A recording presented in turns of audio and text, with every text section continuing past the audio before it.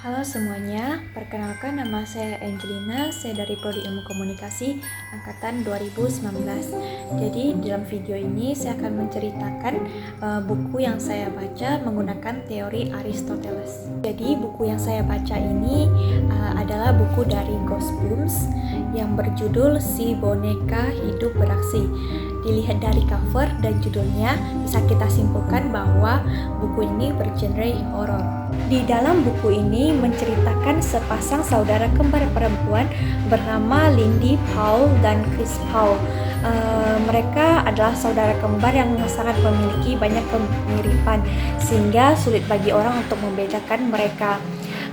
Tetapi Lindy mempunyai rambut yang panjang dan biasanya dikucir ke belakang ataupun ke samping, sedangkan Chris rambutnya dipotong sangat pendek. Dari situlah orang-orang dapat membedakan kedua gadis tersebut. Mereka selalu bersaing dan berkelahi dalam segala hal, tetapi Lindy selalu lebih unggul daripada Chris. Cerita ini dimulai ketika Lindy menemukan sebuah boneka ventriloquist di tempat sampah samping rumahnya. Karena sangat menyukai boneka, Lindy pun mengambil boneka tersebut dan menamainya Sleepy. Dari situlah Lindy bertekad ingin menjadi ventriloquist yang handal. Ia pun menunjukkan atraksinya dengan cara menggerakkan dan membuat Sleepy seolah berbicara dan menunjukkannya kepada tetangga-tetangganya, sehingga ia mendapatkan banyak perhatian maupun pujian. Karena Lindy mendapatkan banyak pujian, membuat saudara kembarnya Chris merasa sangat iri dan ingin mempunyai boneka yang serupa. Pada saat mereka pulang sekolah, Chris pun beranjak pergi ke kamar dan terkejut melihat sebuah boneka. Ternyata boneka tersebut adalah boneka ventriloquist yang sengaja dibelikan oleh ayahnya untuk Chris. Dan Chris pun senang sekali dan menamainya Mr. Wood. Tetapi hal-hal aneh mulai terjadi ketika Chris mendapatkan boneka itu.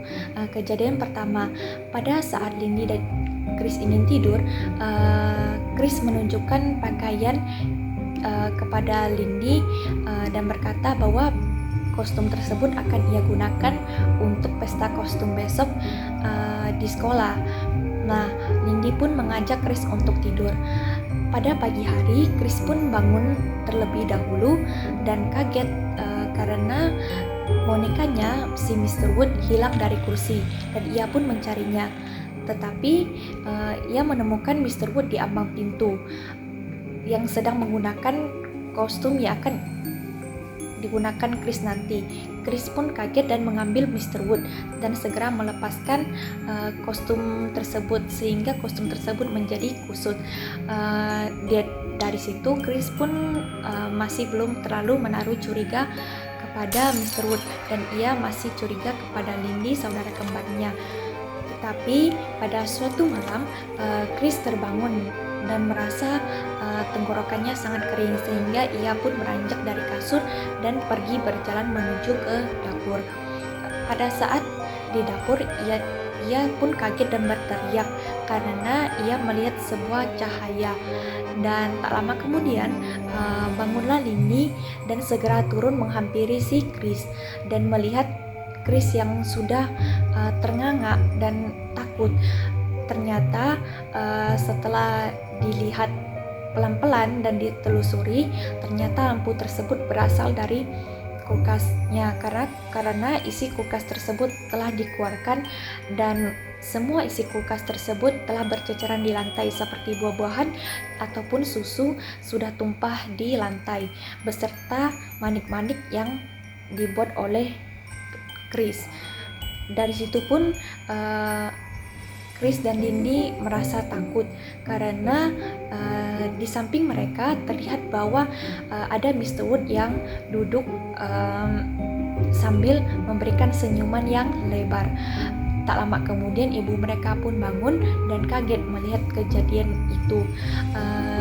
Lindy dan Chris pun berkata bahwa semua itu adalah ulah si Mr. Wood. Tetapi ibu mereka tidak percaya dan meminta mereka untuk membersihkan dapurnya dan mereka pun membersihkan dapurnya bersama-sama. Setelah membersihkan dapur tersebut, mereka pun beranjak ke kamar. Chris pun merasa ketakutan, gemetar, dan menangis karena ia takut bahwa Mr. Wood itu beneran hidup. Nah, tetapi karena tidak tega, akhirnya Lindy pun mengungkapkan sebuah fakta. Ternyata Lindy lah yang selama ini membuat kejadian konyol itu. Lindy pun mengakui bahwa semua kejadian itu ia lakukan untuk menakuti Chris agar Chris tidak menirunya lagi.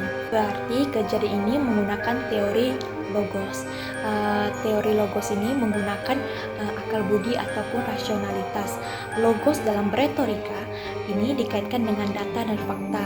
Terungkap sebuah fakta bahwa Lydia lah yang menjadi pelaku atas semua kejadian konyol ini untuk menakutkan Chris. Dan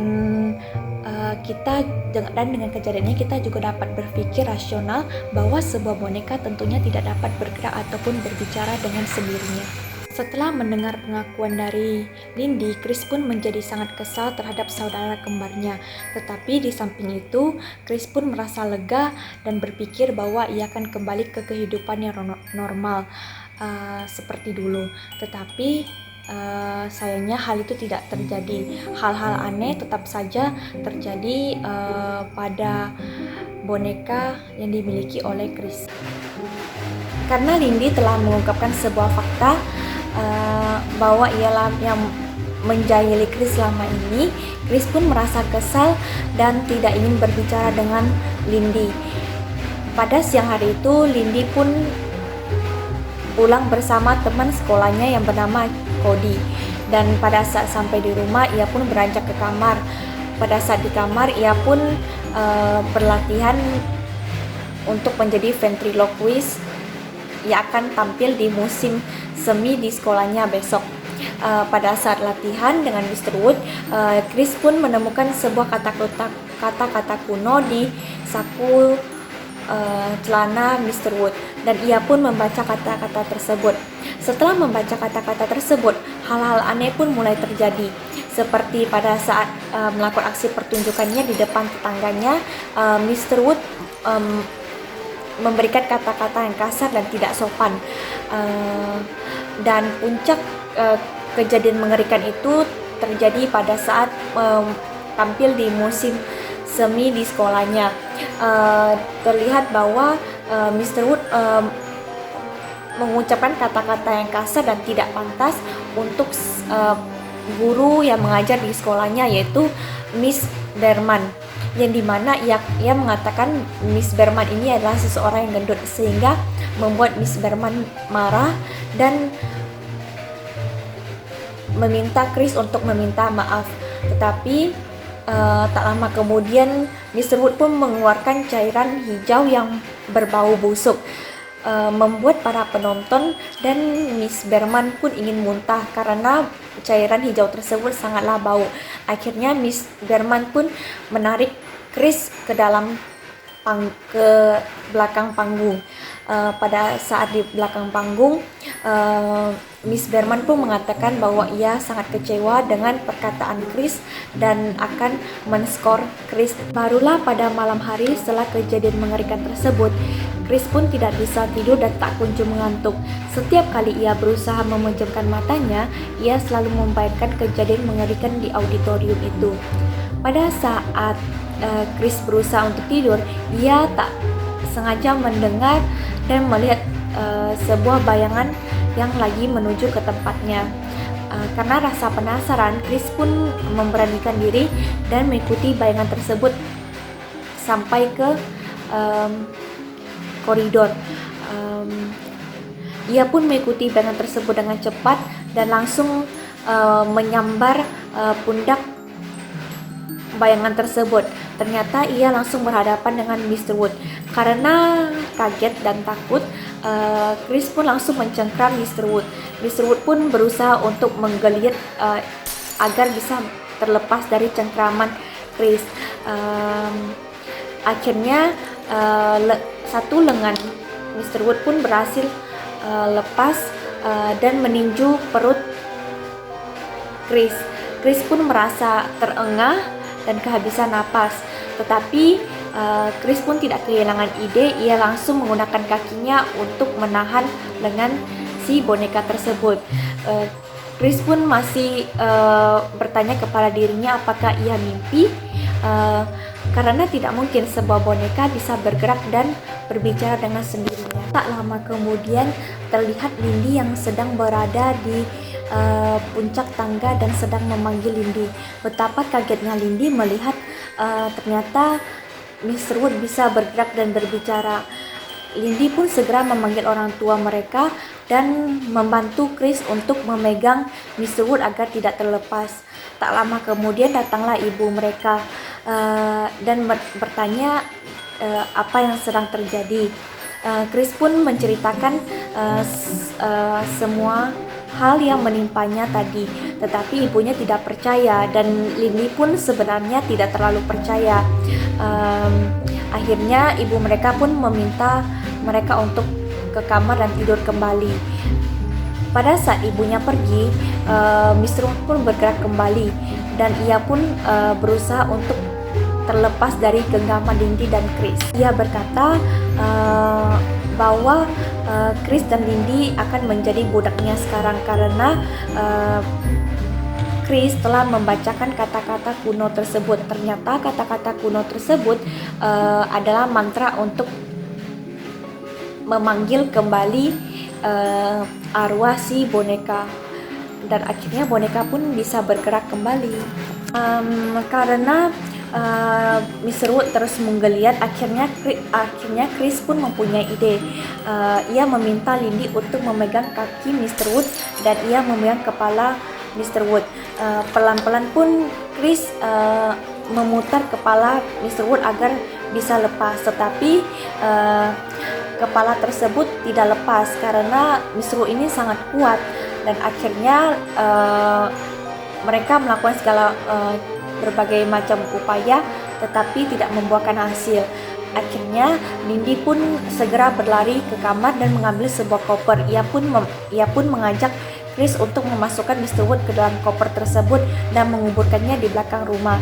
Pada saat menuju ke belakang rumah, Mr. Wood pun sembari berkata bahwa jika kalian tidak melepaskan saya akan melukai orang-orang kesayangan kalian seperti anjing kalian ataupun orang tua kalian. Tetapi Chris dan Lindy tidak mendengarkan perkataan si Mr. Wood. Akhirnya Chris dan Lindy pun berhasil menguburkan koper tersebut di belakang rumah mereka. Chris dan Lindy pun merasa lega karena Mr. Wood telah terkubur, dan mereka pun segera menuju ke atas untuk tidur kembali. Keesokan harinya, Chris pun bangun terlebih dahulu dan melihat ke depan jendela. Ada dua sepasang mesin penggiling yang berada di samping rumahnya yang akan digunakan nanti.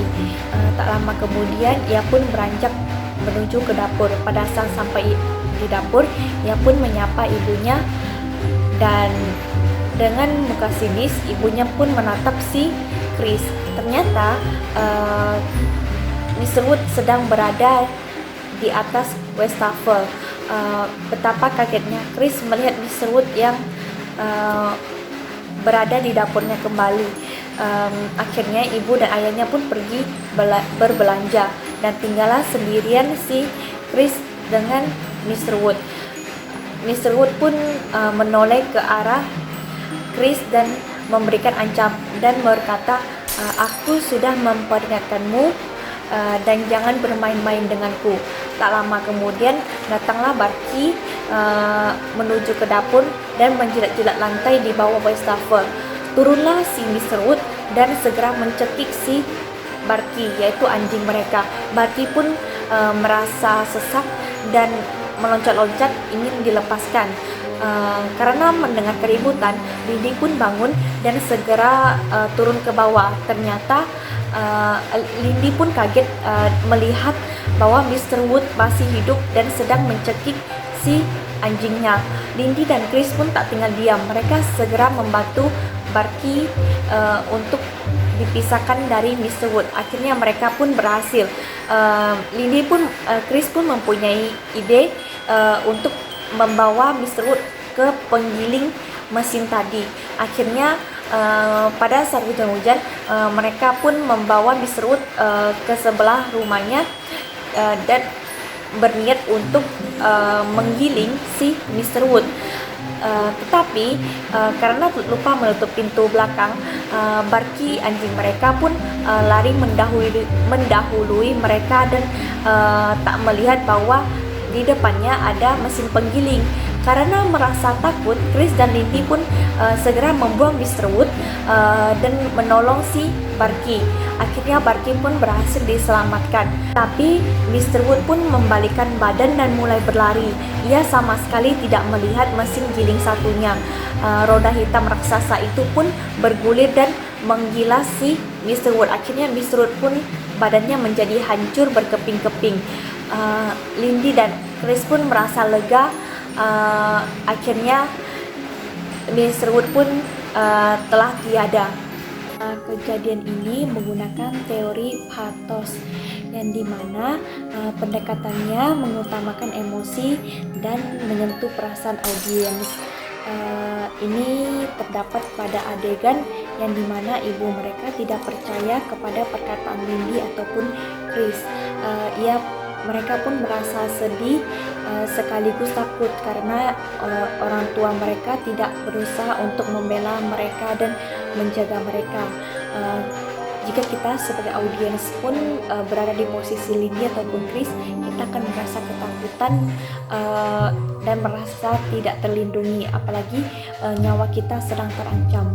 Dan adegan selanjutnya yang dimana Chris dan Lindy berusaha untuk membunuh Mr. Wood di malam hari. Nah, ini juga kita merasakan ketegangan dan ketakutan, apalagi kalau kita membaca buku ini di malam hari, kita akan ikut merasakan apa yang sedang terjadi. Jadi bisa kita simpulkan bahwa di dalam buku ini menggunakan dua teori yang dikemukakan oleh Aristoteles. Teori yang pertama yaitu teori logos, yang dimana menggunakan akal budi ataupun rasionalitas, dan teori logos ini sering dikaitkan dengan data ataupun fakta. Teori logos ini terjadi pada awal cerita sampai ke pertengahan cerita, yang dimana faktanya Lindy telah mengakui bahwa ialah yang telah melakukan kejadian konyol tersebut. Semua itu tidaklah benar terjadi. Itu ia lakukan untuk menakuti Chris agar tidak menirunya. Dan faktanya yaitu Lindy mengakui bahwa ia sendirilah yang melakukan aksi konyol itu untuk menakuti Chris. Dan rasionalitas serta akal budinya itu dimana Chris pun merasa lega dan merasa bahwa kehidupannya sudah normal kembali, dan ia tidak percaya bahwa sebuah boneka bisa hidup ataupun bergerak dengan sendirinya. Nah, teori yang kedua yaitu teori pathos yang terletak pada pertengahan cerita sampai akhir cerita, itu menggunakan teori pathos karena menggunakan emosi ataupun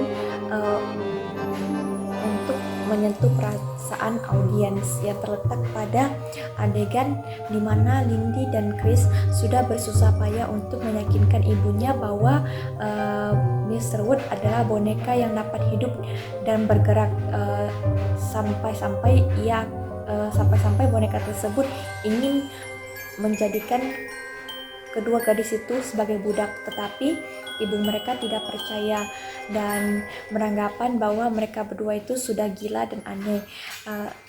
Jadi di sini Chris dan Lindy pun merasa sedih sekaligus ketakutan karena sebagai orang tua ibunya tidak menjaga mereka dengan kasih sayang, sehingga kita sebagai audiens pun jika berada di posisi Chris dan Lindy juga akan merasa ketakutan dan sedih karena orang tua kita tidak mempercayai kita dan tidak menjaga kita. Dan adegan selanjutnya yaitu terletak pada dimana Chris dan Lindy berusaha payah ingin membunuh si Mr. Wood, dimana mereka bertarung dengan si Mr. Wood di malam hari dan di tengah-tengah anak tangga. Bisa kita rasakan bagaimana feel-nya, bagaimana perasaannya, ketakutannya, dan jika kita sebagai audiens pun pada saat membaca buku itu pun akan merasakan merinding atau bulu kuduk kita juga ikut berdiri ya, apalagi bacanya di malam hari ataupun di tempat yang sepi, jadi kita akan merasa takut dan ikut merasakan apa yang sedang mereka alami. Sekian penjelasan saya mengenai buku dari Ghostboom yang berjudul Si Boneka Hidup Beraksi. Semoga teman-teman dapat mengerti dan tertarik untuk membaca buku ini juga. Terima kasih.